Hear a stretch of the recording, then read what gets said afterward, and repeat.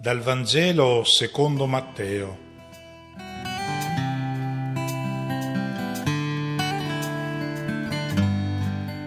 Passato il sabato, all'alba del primo giorno della settimana, Maria di Magdala e l'altra Maria andarono a visitare la tomba. Ed ecco, vi fu un gran terremoto.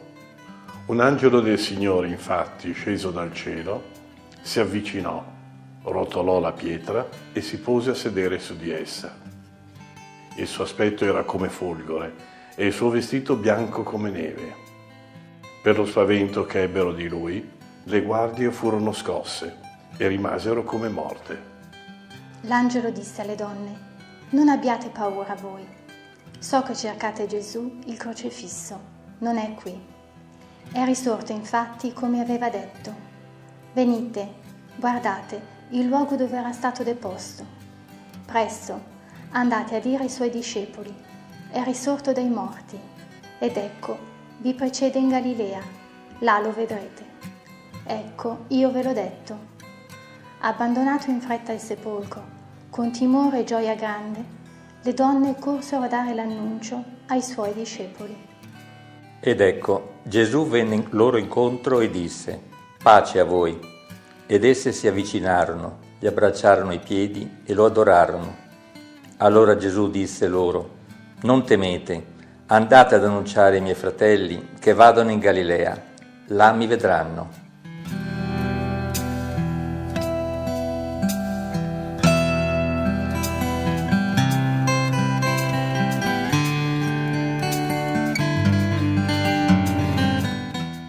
Buona Pasqua a tutti, sorelle e fratelli.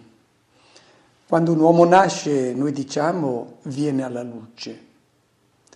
E quando muore, diciamo, è entrato nel buio della tomba. E l'uomo non si è mai rassegnato a guardare in faccia questo suo destino, perché desidera la luce, desidera la vita, e ha cercato in mille modi di dare una risposta a questo enigma che da sempre ha angosciato l'umanità. Noi desideriamo la vita e poi dobbiamo verificare che questa vita si conclude nel buio. Hanno cercato delle risposte, lo ricordiamo i filosofi. Socrate parlava dell'immortalità dell'anima, ma poi si rimaneva sempre di fronte a questo enigma senza risposta, perché si vedeva l'uomo entrare nel buio. E difatti il Vangelo di oggi inizia proprio presentandoci le donne che avevano assistito alla morte di Gesù, che vanno alla tomba e si muovono ancora nella notte del sabato, all'albeggiare del primo giorno della settimana. C'è un albeggiare. Dopo che c'è stato il buio della morte del Maestro, che ha segnato la loro vita, sono vissute al buio in quei giorni che vanno dal venerdì fino al primo giorno della settimana. Il dettaglio è significativo, c'è un albeggiare, c'è un giorno nuovo e richiama proprio quelle parole con cui inizia il racconto della creazione del mondo. Fu sera e fu mattino, il primo giorno della settimana. Qui c'è una nuova settimana che inizia. Una settimana che inizia con un albeggiare, è una luce nuova. E voi vedete sullo sfondo la cupola della Basilica del Santo Sepolcro con quella luce che entra dall'alto. Soltanto dall'alto ci poteva venire la luce che illuminasse la tomba. Vedete anche il sepolcro, l'edicola che è stata costruita sul luogo dove Gesù è stato sepolto, perché è da lì che è venuta finalmente la luce che ha rischiarato per sempre ogni tomba. È l'alba quindi della nuova settimana della creazione, del luminoso mattino, perché gli uomini avevano brancolato nell'oscurità alla vana ricerca di una risposta al loro bisogno incontenibile di vita. È iniziato quindi il giorno senza tramonto in cui finalmente brilla per sempre sul mondo la luce piena sul senso, sul destino dell'uomo. Venne Maria di Magdala e l'altra Maria. Secondo l'Evangelista Matteo manca una donna. Perché? Perché alla tomba di Gesù, dice l'Evangelista, avevano assistito da lontano Maria di Magdala, l'altra Maria e la madre dei figli di Zebedeo. Non c'è la madre dei figli di Zebedeo quando le due Marie vanno al sepolcro. E cosa ci vanno a fare? Vanno a vedere la tomba.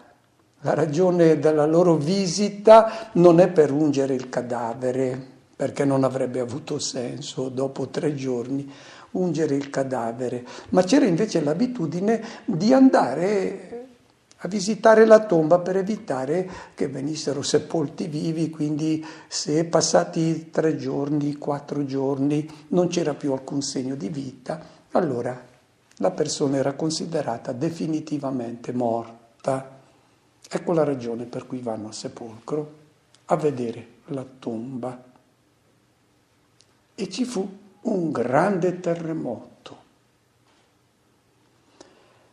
Matteo racconta l'esperienza delle donne in un modo molto diverso dagli altri evangelisti. Ricordiamo Giovanni, per esempio, racconta di Maria di Magdala che andò al sepolcro e vide che era stata rimossa la pietra. Non vede altro, corre ad avvisare i discepoli e Pietro si precipita fuori per verificare cosa può essere capitato insieme all'altro discepolo senza nome. Matteo invece dice che le donne hanno assistito ad uno spettacolo terrificante, ci fu un grande terremoto, la terra che si scuote.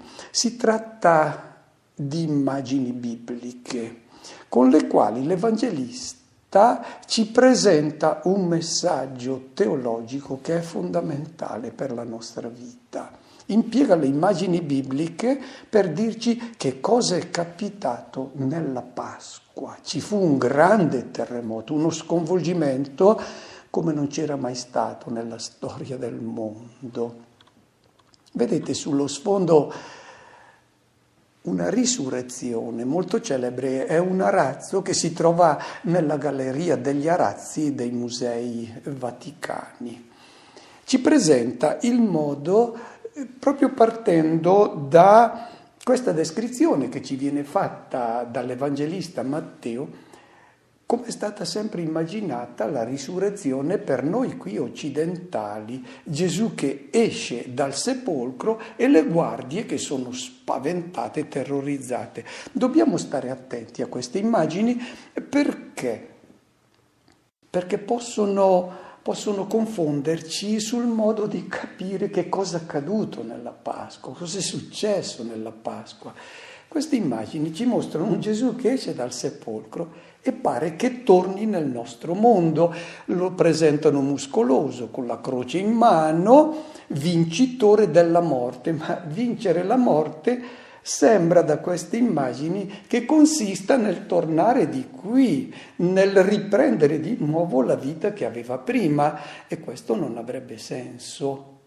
Stiamo attenti, non è questa la risurrezione. Risurrezione non vuol dire tornare di qui, questo è rivivere, risorgere significa andare di là.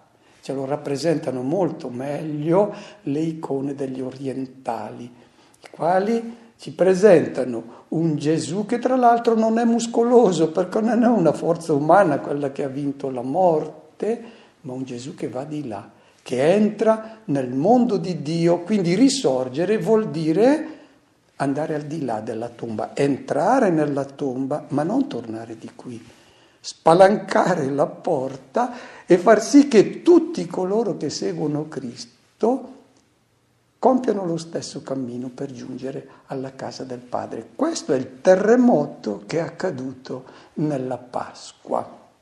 La terra quindi si è scossa come una partoriente perché? Perché ha dato alla luce il mondo nuovo. È il più grande intervento di Dio nella storia. Matteo ci racconta un altro terremoto, questo è il secondo terremoto, ma ce n'è stato un altro di terremoti, il Venerdì Santo. Quando Gesù muore ci fu un grande terremoto. La terra si scosse, le rocce si spezzarono, dice l'Evangelista Matteo, i sepolcri si spalancarono e molti corpi dei santi morti risuscitarono e apparvero a molti in città. È linguaggio teologico questo, perché preso alla lettera davvero è molto strano, compaiono e poi che cosa fanno? Ritornano nei sepolcri, stiamo attenti. Qui l'Evangelista diceva: si è realizzata la profezia del profeta Ezechiele, il quale aveva detto in nome di Dio: i vostri sepolcri verranno spalancati. Eccolo il terremoto. Gli uomini avevano parlato di una sopravvivenza in un mondo buio, lo Sheol, l'Ade.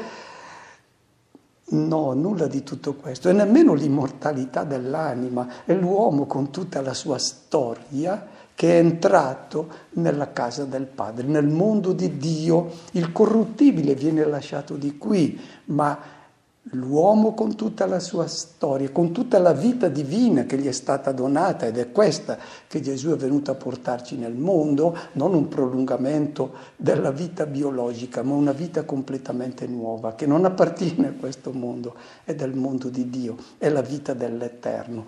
Questa porta l'uomo nel mondo di Dio, al seguito di Cristo, è Lui che ha spalancato questo cammino.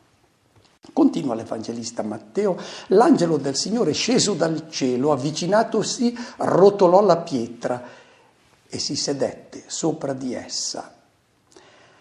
Che cosa fa questo angelo? Anzitutto l'angelo indica l'intervento di Dio, è il linguaggio teologico. Vedete che è raccontato chiaramente dall'Evangelista Matteo in modo molto diverso da come viene narrato dagli altri evangelisti, e comprendiamo bene che impiega il linguaggio biblico per dirci qual è stato l'intervento di Dio nella Pasqua. Cosa ha fatto Dio? Ha rimosso quella pietra che gli uomini avevano posto come segno della vittoria della morte, o meglio della loro sconfitta di fronte a questo mostro che portava via le persone care. La morte pareva aver avuto l'ultima parola, e difatti le donne vanno a verificare questa vittoria definitiva o questa sconfitta definitiva dell'uomo, e mettono una pietra sopra questo sepolcro. E anche noi lo sappiamo, mettere una pietra sopra vuol dire è finito tutto. L'angelo rimuove questa pietra, Dio ha portato via per sempre questa pietra, nessuno di noi avrebbe potuto rimuoverla. È nella Pasqua che questa pietra è stata rimossa da Dio. Poi che cosa fa? Si siede vittorioso sulla pietra, è il trionfatore della morte. Il suo aspetto era come la folgore e l'abito bianco come la neve. Sono ancora anche queste immagini bibliche. La folgore è un attributo divino, è l'immagine del massimo della luce e della potenza, e viene attribuita a Dio come il colore bianco, è ancora l'immagine della luce. Ora, per lo spavento di questo intervento di Dio, furono scosse le guardie e divennero come morte. Soltanto Matteo ci parla delle guardie. Hanno un significato molto importante queste guardie, perché perché rappresentano i custodi della vittoria della morte, coloro che vogliono impedire che si spalanchi quel sepolcro, vogliono che la pietra rimanga sopra, invece quella pietra è stata rimossa. Gli uomini avrebbero messo sopra una pietra e Dio l'ha spostata per sempre.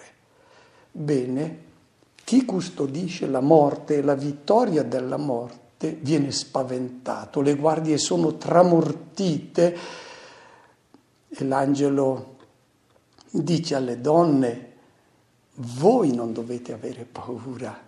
Loro sì, i custodi della morte, quelli devono essere spaventati da questo terremoto. So che voi cercate Gesù, il crocifisso.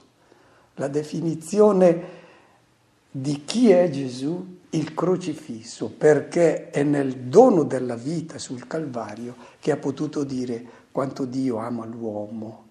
Questa è la sua definizione, il crocifisso. Non è stato un momento infelice della storia che adesso finalmente viene messo da parte per sempre, cerchiamo di dimenticarlo perché adesso è arrivata la Pasqua. No, lui è sempre il crocifisso perché è la sua identità, colui che ha amato fino a donare tutto se stesso. Non è qui, è risorto, come aveva detto. Non è qui, è passato di qui, ma non è qui, non si è fermato, anzi ha svuotato il sepolcro, perché anche tutti coloro che erano vissuti prima di lui li ha portati, li ha introdotti nel mondo di Dio. Non abbiate paura. La paura è per chi si trova in una condizione di morte e cerca di difendere la vittoria della morte. Costoro devono continuare a aver paura. E difatti queste guardie che non si lasciano illuminare da questa folgore che è stato l'intervento di Dio nella Pasqua, che cosa faranno? Ripiegheranno sulle realtà del corruttibile, il denaro, la menzogna, perché mentiranno, ed è esattamente ciò che fanno coloro che non spalancano i loro occhi alla luce della Pasqua. È inevitabile, si ripiegheranno sulle realtà materiali come se fossero l'assoluto. Ma questo significa perdere il senso del nostro esistere. È risorto, come aveva detto. La vittoria sulla morte è vista da coloro che hanno ascoltato la sua parola. Lui lo aveva detto. La risposta a questo enigma non viene dai ragionamenti, ma dalla sua parola, dalla parola di Dio, dalla rivelazione del cielo. È questa parola che fa vedere il risorto, oltre la realtà apparente della morte. Difatti, l'angelo dice alle donne: venite, vedete il luogo dove giaceva. E questa parola è un invito che viene fatto a noi, a visitare la tomba. Bisogna guardare in faccia alla morte, non rimuoverne il pensiero, perché questo comportamento ci disumanizza. La morte biologica, la tomba, vanno guardati. Bisogna verificare però che è vuota. Bisogna entrare e poi uscire e annunciare a tutti che l'abbiamo vista vuota, non con lo sguardo materiale che verifica ciò che è sensibile, ma con lo sguardo che ci è dato dalla parola di Cristo, che ci fa vedere che quella tomba è vuota. E subito dice l'angelo: andate dai discepoli e dite: è risorto dai morti. E ripeto, risorgere è un termine povero, perché sembra sorgere di nuovo, come se tornasse alla vita di qui, riprendesse questa vita. No, risorgere significa entrare in una condizione di vita assolutamente nuova, che è quella di Dio. Vi precede in Galilea, là lo vedrete. Ecco, io ve l'ho detto. È un invito ad annunciare ai discepoli che è risorto lo vedono in Galilea. La Galilea ha un significato importante qui perché è il luogo da dove è partito tutto il messaggio, tutta questa luce dato nel mondo. Bisogna partire da lì adesso per annunciare a tutti l'esperienza della Pasqua. Ed è proprio quando si compie questa missione che è stata affidata ai discepoli da Cristo che gli occhi si spalancano. E lo si vede, però è interessante, in greco ci sono più verbi per dire vedere, ma due sono importanti. C'è il verbo blepo, che è la percezione fisica che gli occhi hanno di un oggetto. Questo è un verbo che viene impiegato quando ci si riferisce allo sguardo materiale, quello che hanno tutti. Non è questo lo sguardo del credente. C'è un altro verbo, il verbo orao, e viene impiegato quando c'è questa percezione interiore, questo sguardo che hanno soltanto i puri di cuore, i quali sono capaci di vedere l'invisibile. Beati i puri di cuore perché vedranno Dio. Ed è proprio, dice l'angelo, mentre annuncerete a tutti che il sepolcro è vuoto e ricorderete nel vostro cuore, nella vostra mente, richiamerete le parole del Maestro e vi fiderete di Lui, avrete questo sguardo che vi fa vedere al di là della tomba e vi fa vedere il destino dell'uomo che segue quello che è stato il destino di Cristo, l'ingresso nella casa del Padre. Ecco, io ve l'ho detto. Noi abitiamo in questo mondo e siamo insieme a persone che cercano Dio, a persone invece che si disinteressano di Dio. Viviamo con persone con cui andiamo d'accordo e con persone che a volte noi non sopportiamo. Ecco, questa è la nostra Galilea, è il mondo al quale dobbiamo annunciare l'esperienza che abbiamo fatto ascoltando quella parola che ci fa vedere il risorto, e le donne partono dal sepolcro e corrono ad annunciare ai discepoli. Ci sono due gruppi di persone che partono dal sepolcro. Ci sono le donne che hanno visto il sepolcro vuoto e ci sono le guardie.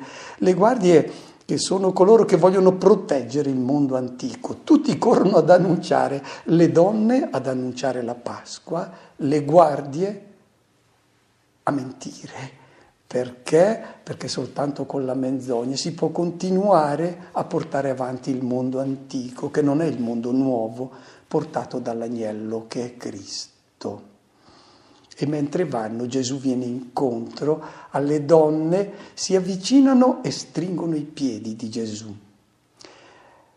Il risorto viene incontrato proprio mentre si corre ad annunciare agli altri la propria esperienza di fede.